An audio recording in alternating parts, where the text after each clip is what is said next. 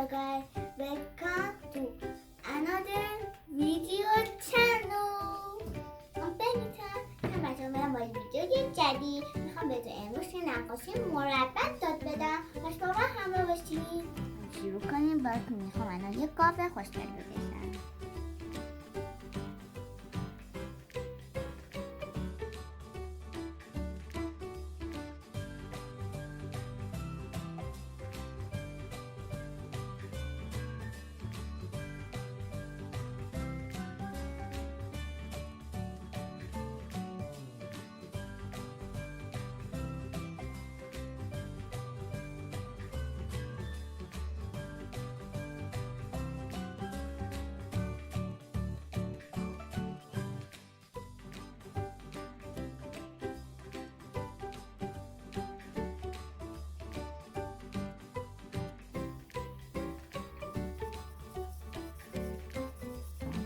قاب قوی ما به انگلیسی میشه کاو.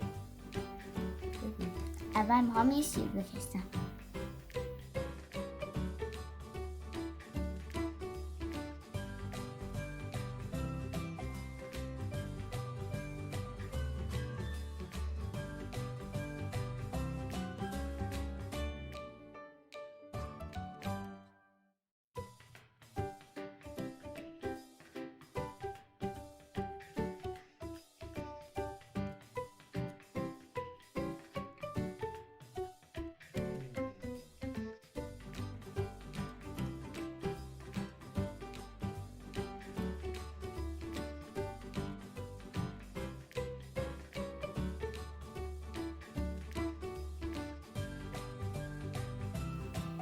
شیر جنگلی خوشگل ما به انگلیسی میشه لایون.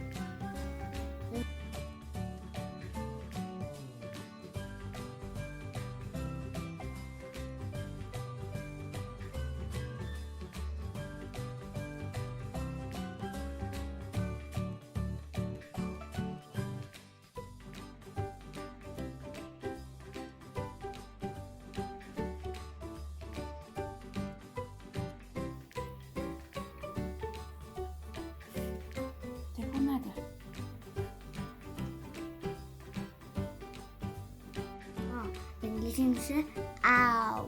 میخوام 2 تا حیوان دیگه بکشم. با من همراه باشید. کامنت هم بذارید. یه فیل بکشم.